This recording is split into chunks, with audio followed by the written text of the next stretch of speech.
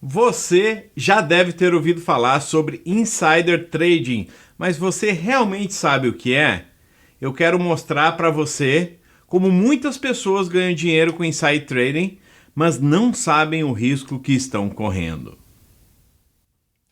Mas o que é insider trading?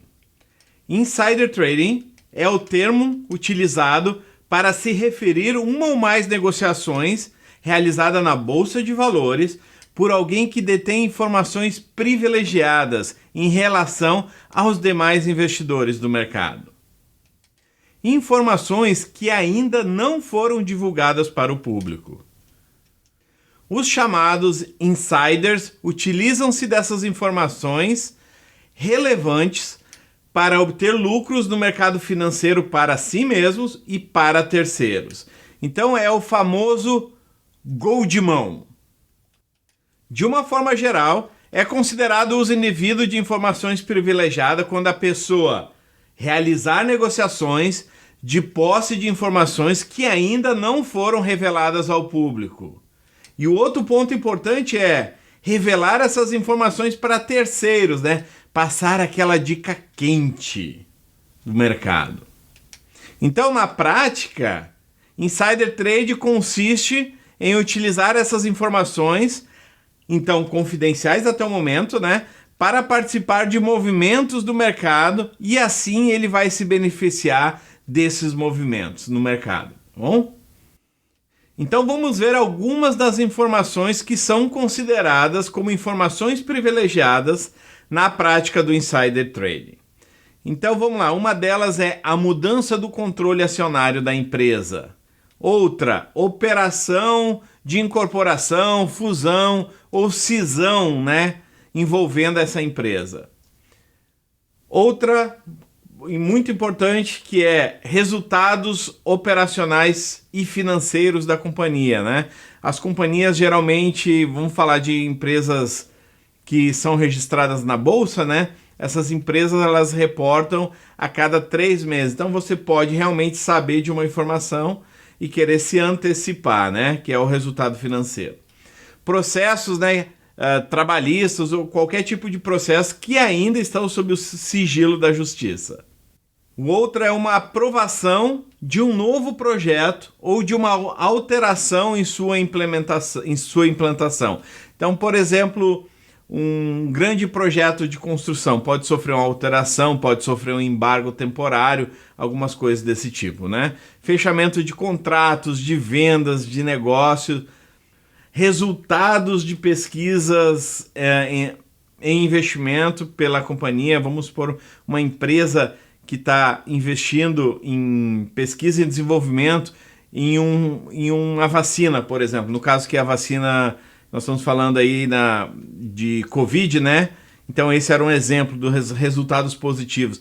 Todas essas citadas, né? Elas podem sim ser utilizadas como informações privilegiadas se essa informação não venha ao conhecimento do público, tá?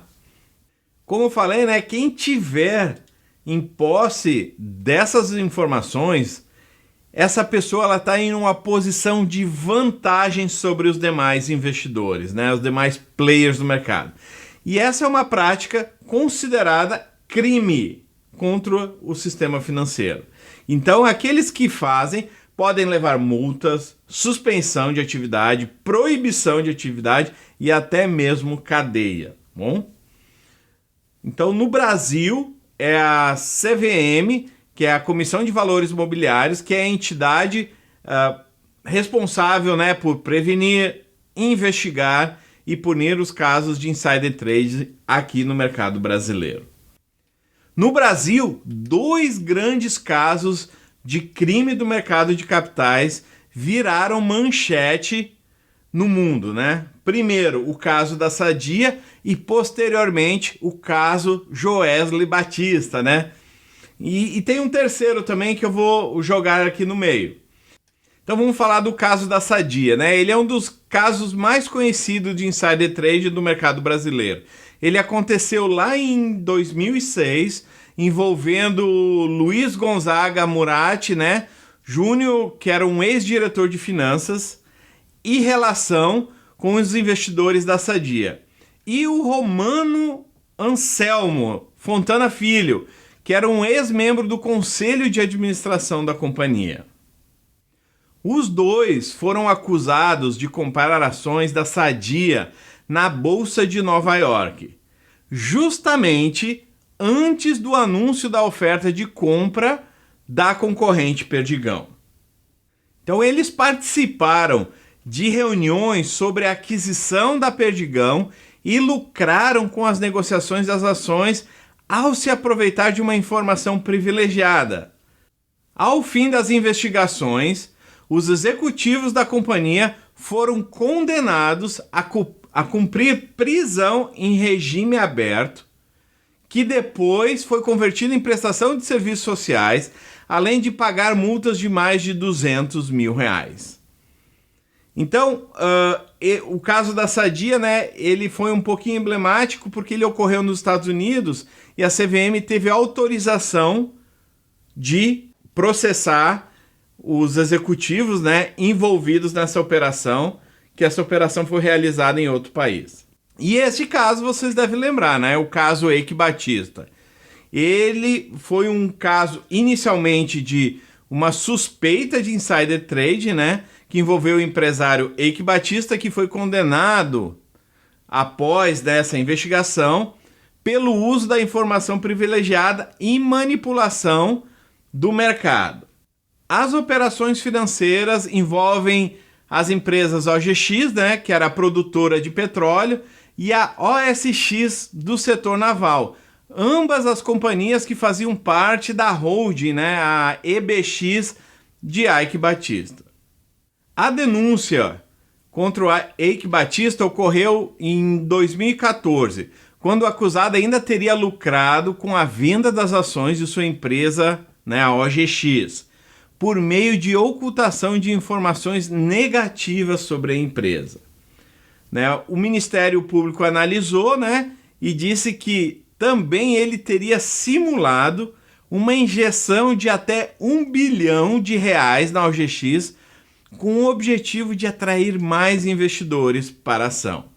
Então, o que ele fazia? Né? Ele escondia as notícias ruins de dados de exploração e falava que vinham novos investimentos para o setor e assim novas pessoas queriam comprar e fazer o preço das ações subirem. E ele acabava vendendo as ações. Né? O outro caso emblemático envolveu os irmãos Wesley e Joesley Batista, donos da holding, né, que controla ainda hoje, né, a JBS, que é negociada pelo código JBSS3 na Bolsa de Valores. Então, na época, em 2017, os irmãos, né, Joesley e Wesley Batista chegaram a ter a prisão preventiva decretada pelo crime de insider trading e a manipulação do mercado financeiro. Os dois foram acusados de negociar uma quantia elevada de dólares e ações da companhia diante da delação premiada dos mesmos antes de ser divulgada. Essa delação, né, teve um efeito expressivo sobre o mercado de ações. O mercado abriu caindo 15%, fazendo que o dólar disparar fortemente e as ações da empresa caírem, despencando, né? Então esse foi um evento tão impactante no dia da divulgação da delação que ficou conhecido até hoje como o Joesley Day, que abriu a bolsa caindo 15%, entrando em leilão, né? Inúmeras coisas, mas foi um caso de inside trading. Eu acredito que insider information acontece muito no mercado, até demais na minha opinião, porque é uma prática muito difícil de ser investigada. Nós temos inúmeras empresas na bolsa, inúmeros investidores, né? Então eles podem passar essas informações para o terceiro e meio que dividir o lucro e não querer correr, né, todo o risco diretamente. Mas eu quero dizer que mesmo que você tenha acesso a essas informações de forma direta ou indireta, a prática é um crime contra o sistema financeiro. Então deixe seu comentário para um assunto que você quer ver aqui no canal e também não esqueça de deixar o seu like agora se você gostou do conteúdo. Tamo junto!